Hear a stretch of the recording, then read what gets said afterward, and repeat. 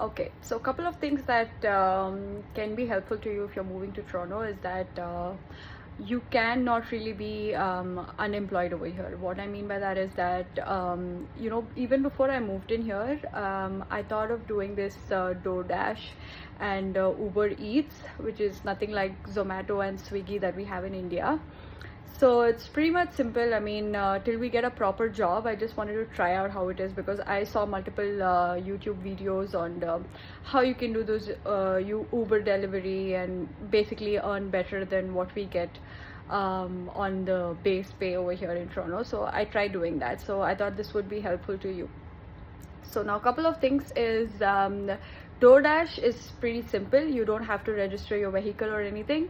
You just have to submit few of your IDs, and once you download DoorDash through online, it's pretty simple how to register to it, and basically you'll be able to just follow the instruction and create your ID. It takes almost 2-3 days for them to kind of validate all your details and your ID and all, and then you'll be good to go. Okay, and then Uber Eats, it's a little more it's not that easy compared to DoorDash, because if you select a car, you'll have to give the car details, and there are various specifications, like it has to be 2013 and newer, so the model details and all. So I've just selected the bicycle and walking distance, which people did say that it's dead over here, but that's not the case. It's working pretty fine, but you get like less compared to DoorDash. You get less the deliveries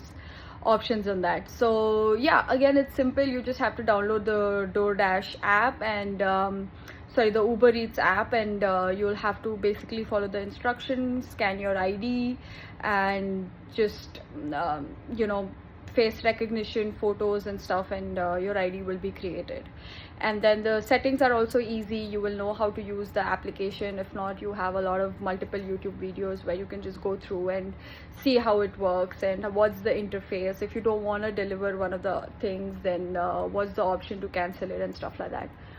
So now, saying the most important thing is that, do we really get to make more than what we can in a specific job in Uber Eats? I'd say probably not. I'll tell you why. Because we don't have a car, and even if we have a car, I don't really know where will you park the car. And if you have to pick it up from a restaurant and then deliver it to an apartment, suppose, okay, so I don't really know where would you park the car. And it's so hectic in downtown, it's really difficult to park your car just randomly anywhere, because there are high chances of it getting towed. And even when you go to an apartment, you don't really know where the parking is, and people expect you to literally drop off at the door and take a picture. Okay, so every time you leave the delivery bag, you have to take a picture. So you won't be able to do that with your car, having your car in mind that it's packed down, and it's really going to be stressful. So that being said, now how much is it? So what I saw is that if it's a 5 kilometer or 7 kilometer, you almost get $7 to $10 per delivery, and that could take almost like half an hour. It could take 20 minutes. It depends on what you have. Like, you have a bicycle, do you have an electric bicycle, or you're doing it by walk? Yes, you can try doing it by walk as well, but yeah, that's gonna bring your ratings down, okay, because it's gonna take a longer time, because you have to wait for the bus and stuff. But coming back to the prices again, so if it's 5 kilometers and plus, you can expect $5 to $10. But if it's less than that, if it's like 2-3 kilometers, then you have to be very lucky to get more than $5 for one delivery. Okay, so that's kind of pretty demotivating, that you spend like almost 20 minutes, 30 minutes running here and there from this restaurant to the delivery place and stuff. And it's homes, right? Like, it's homes, apartment, houses, it could be anywhere, right? The order is from anywhere, so you have to navigate the place. There are multiple things to it, there's traffic, there's signals, there are people around, plus the climate, you're out in the sun and stuff. So I don't know if that price is really worth it, because you can really get 1 hour job with base pay of $15 or $16 or even $17 an hour. And if you're lucky enough, if you have previous experiences, then you might get a better job, like more than $18, because it's Toronto, depending on what kind of job you have, right? So I don't really think that it's I would suggest that for students, because we already have a lot of stuff going on. We would want to just not tire ourselves by running around here and there. I don't know if it works out for others, but for sure I would say that that's not something you can depend on solely. You'll have to look for a job, okay? You'll have to apply to multiple jobs, LinkedIn, update your resume, get your references, ask your teachers to give your references. How are you in your specific program? How are you in your specific area?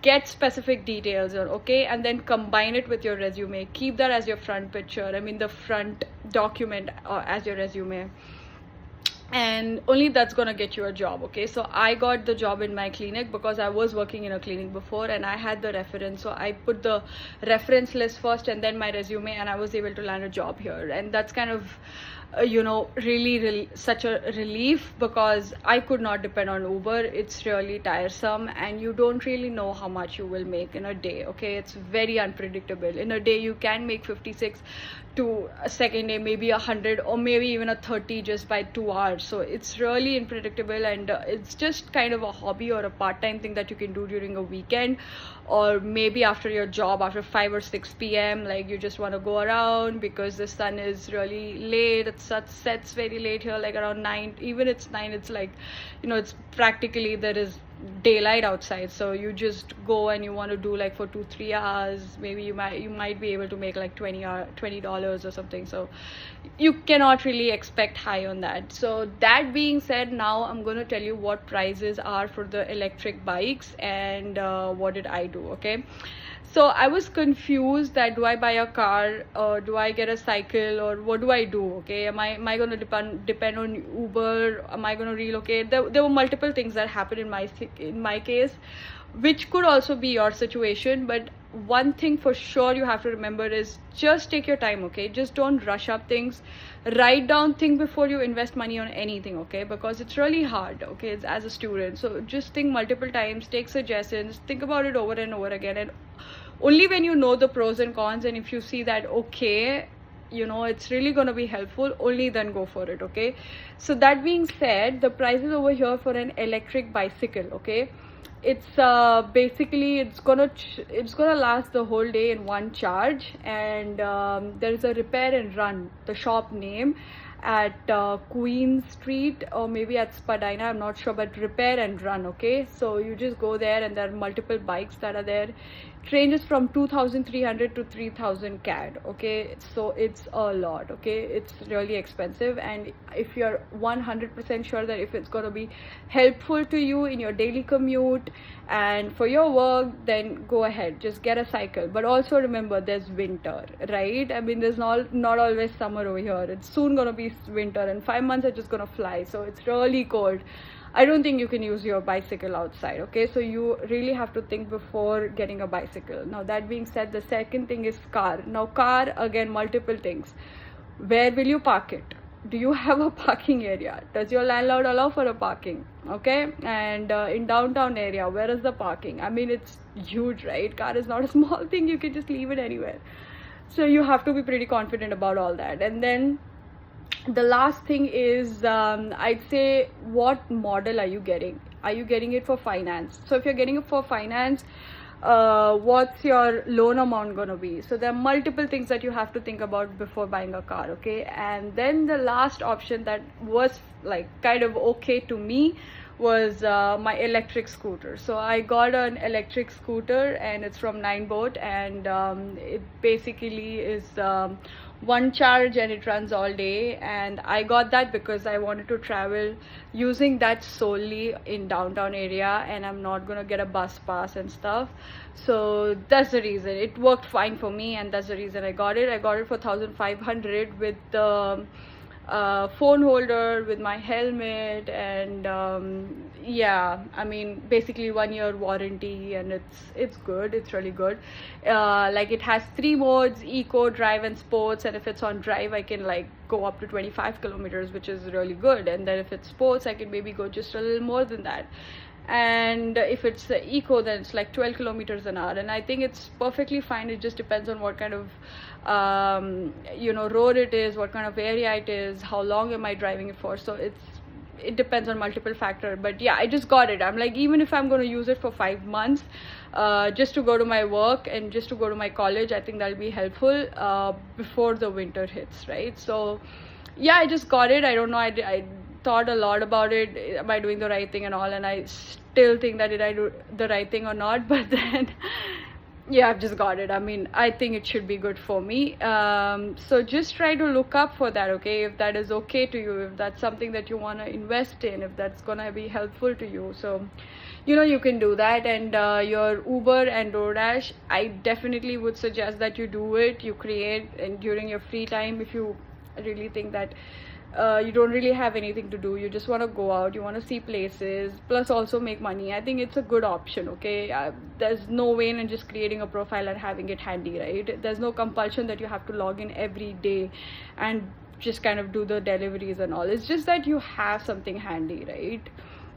So I would suggest you guys to just create one of your either DoorDash or Uber Eats, anything. Just create one of the profiles. It's easy. Just have it handy. Just experience. Just try to do it how it is, how it feels, what kind of job it is. Now that being said, coming back to the pass and everything, it's 117, like I told my just in the previous video. So you know, it's expensive, right? So just think about that as well. Like what's easy for you, what would kind of help you better, like through to commute.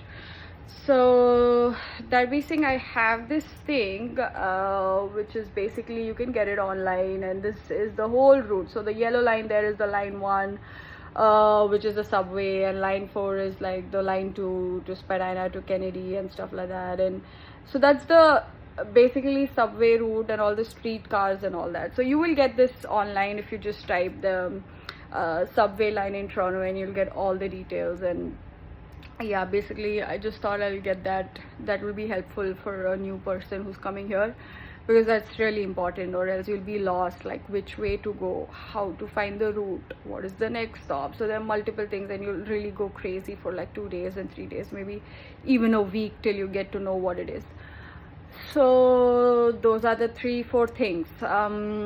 So it's very important that you have your reference, combine it with your resume, update your resume to your recent address, phone number, email, whatever it is, update it, and use the recent resume and see what profile, what kind of job that you want to apply to, LinkedIn and all that, and then just go and apply it over there. And also check that you're kind of selecting the right place, right room.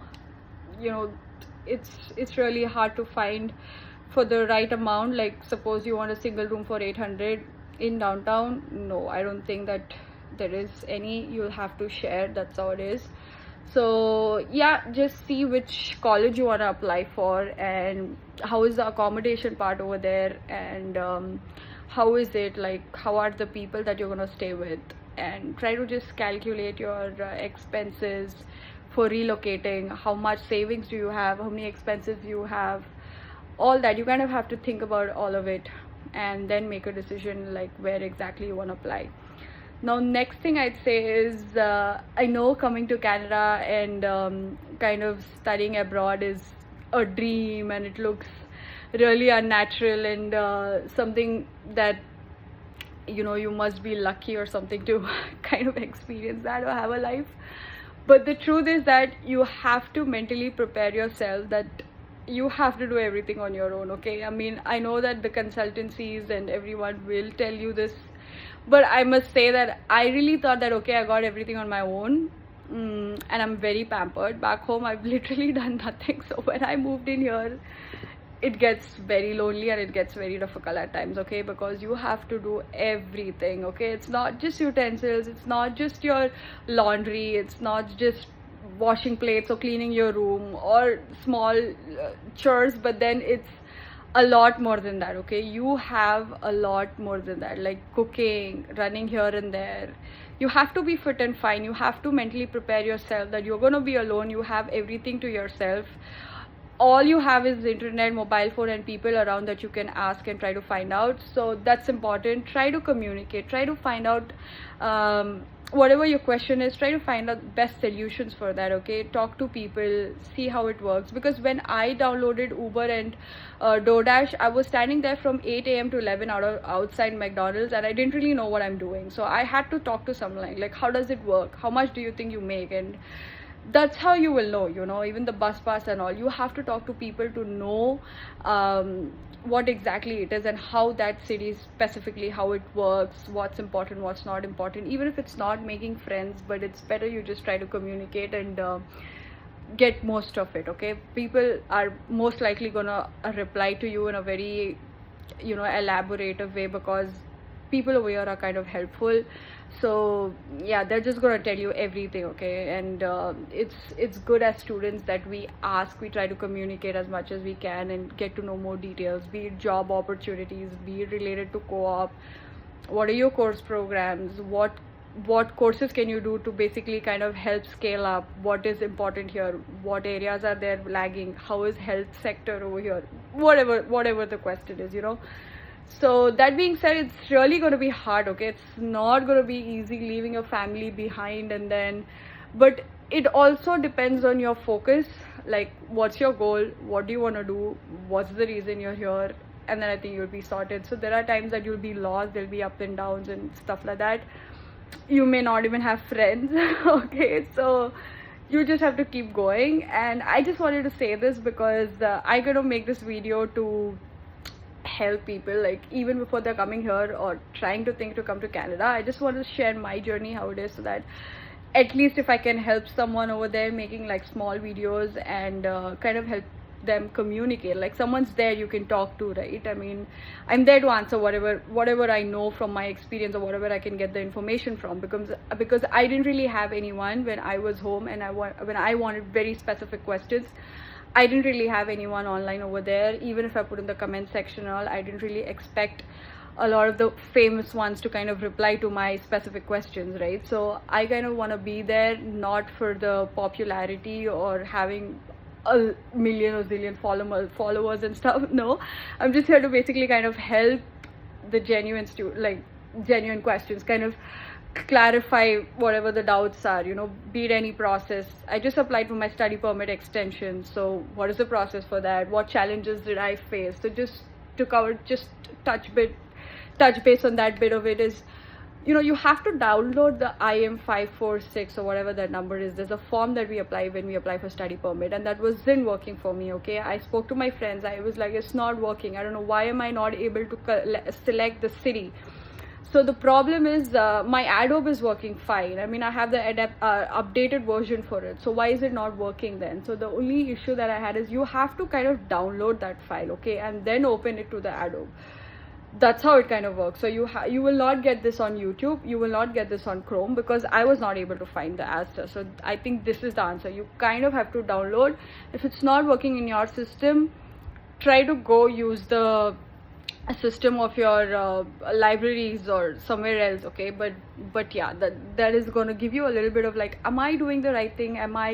You are doing the right thing. It's just that that form itself is very funny. So you'll know what am I talking about when you kind of apply for study permit extension, which is after 1 year of your studies. Now, that being said, the other point that I want to say, which I wasn't really aware or clear of, is that if you want to take up a program in colleges, it is going to be less. Okay, it's going to range from 17,000 to 20,000 CAD for a year, 8 months program, be it co-op, without co-op whatsoever. It's going to range that much. But if you choose universities, it's going to like cost you double that. It could be 30,000. It could also be like 35, 40,000, depending on what program you want. Like in Lakehead University, my friend just applied for maybe computers, I guess, and she's almost paying like 30,000 a year. So it could be really expensive. But if you want to do a 2 years program and if you think it's going to be worth it, I think you should just go for it. If you're applying for a loan or something, you just have to go for it, because eventually you can pay it back once you have a proper job over here in Canada. With all your part-times, with all your savings, you will be able to cover that amount. Okay, at least there won't be sort of a lot of double extra step and stress that you'll go through for kind of applying study permit extension, what kind of documents you want, relocating to a different city, and basically looking up for another program.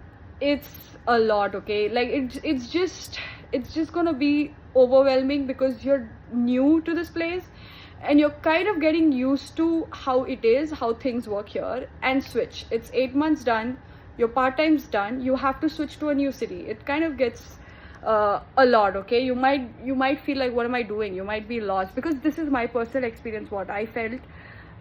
It kind of gets very tiring, okay, because you have so much expenses again. Just like I said, like for my flight, I had to nearly spend more than $400 or $300 to book a extra suitcase and extra bag and all. So it gets really messy and tiring, and you don't really know what you're doing. So just think more. Like, I don't know, I was very excited that I'm just gonna apply, I'm just gonna write my IELTS, collect my documents, I'm just gonna run here and there and get it done and just hope I get the visa.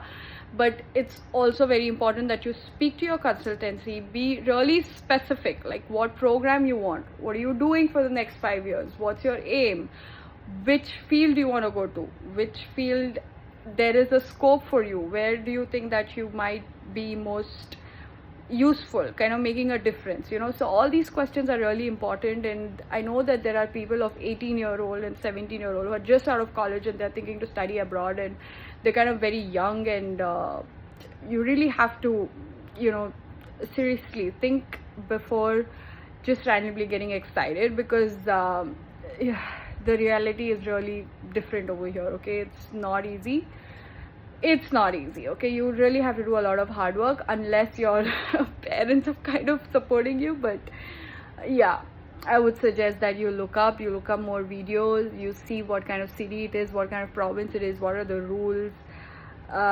Do a lot of search, okay? Sit and do a lot of search, maybe weeks together, but then plan accordingly, okay? And also learn how to cook and kind of how to be consistent with your work and your life balance, and also go and enjoy, okay? Go roam places. Like in Toronto, there are 100 of things that I can do, which are on my list, which I shall be doing hopefully. And yeah, we have the kind of the fall from CN Tower, there is aquarium, there is zoo near Scarborough, so there are multiple things that you can explore. There are a lot of foods that you can have, so don't miss out on those small things as well. Like, I wouldn't want to miss on it myself, so I'm just gonna do them. But yeah, so I hope these couple of things kind of help you. If you have any specific question, if you would want to know something which you think that I can kind of find out being here even before you guys coming here, or even if you're here, if you just want me to go and find out things and all, then just put your question in the comment, and I'm kind of gonna go through it and basically try and help you. So if this is helpful, you guys can just ask your friends to subscribe and kind of help it grow, just to kind of help more of them who are planning to study abroad. So thank you so much, have a nice day, bye bye.